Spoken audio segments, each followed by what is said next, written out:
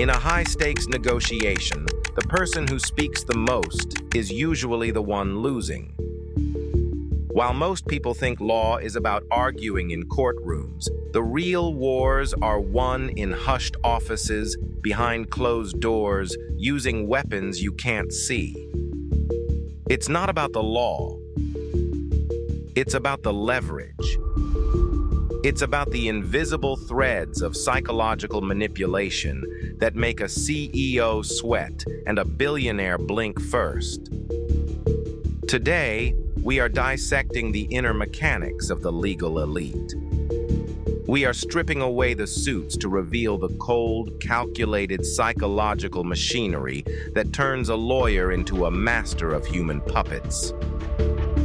But before we enter the boardroom, you need to secure your seat at the table. If you want to master the mechanics of wealth and power, you're in the right place. Subscribe and hit the notification bell to join our community. We don't just analyze careers, we deconstruct the systems of success. Section 1. The power of strategic silence. The amateur's biggest mistake? The fear of dead air. Elite lawyers treat silence like a vacuum, and they know the human brain is wired to fill it. In a negotiation, an elite lawyer will state a hard demand, and then stop. They wait. This tactical silence triggers an evolutionary response in the opponent. Anxiety. The opponent starts to over-explain. They reveal their bottom line, or they make a concession just to break the tension. The lawyer isn't just waiting. They are observing the micro-expressions of a crumbling position. Silence sets the trap, but to spring it, you must first master the anchoring effect. Section 2. Anchoring and the illusion of choice.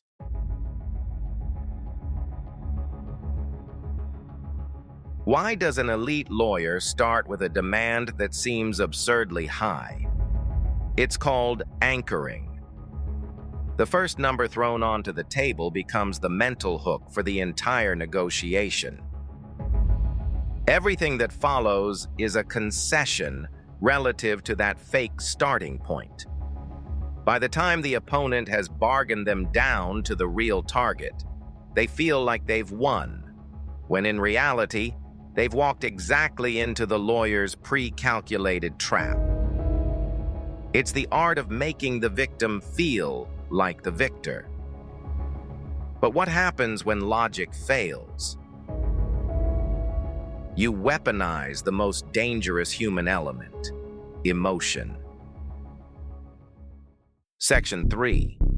Mirroring and tactical empathy. A master negotiator never says, "I understand." That sounds fake. Instead, they use mirroring. They repeat the last 3 words of the opponent's sentence as a question. This forces the other side to elaborate, feeling heard and validated, while the lawyer gathers intelligence. This isn't about being nice, it's tactical empathy.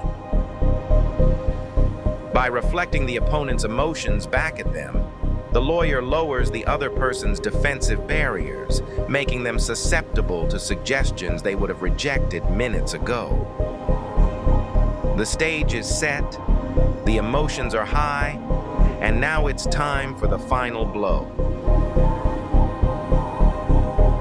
The loss aversion closing. Section 4. Weaponizing loss aversion. Humans are twice as motivated to avoid a loss as they are to achieve a gain. Elite lawyers don't sell a win, they sell the avoidance of a catastrophe. They frame the deal not as what the opponent will gain, but what they will lose if they walk away. Their reputation, their assets, or their future. By pivoting the focus to the cost of no deal, The lawyer creates a sense of urgency that overrides rational thought. The signature on the dotted line isn't a choice, it's an escape. The room is controlled, the deal is signed. But what does this mean for your own path to power? Law at this level isn't a profession.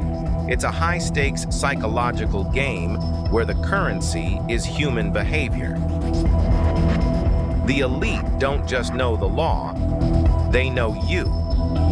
They know your fears, your triggers, and your breaking points.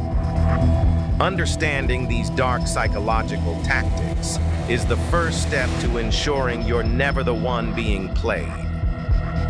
This is the reality of the legal elite. This is the price of power.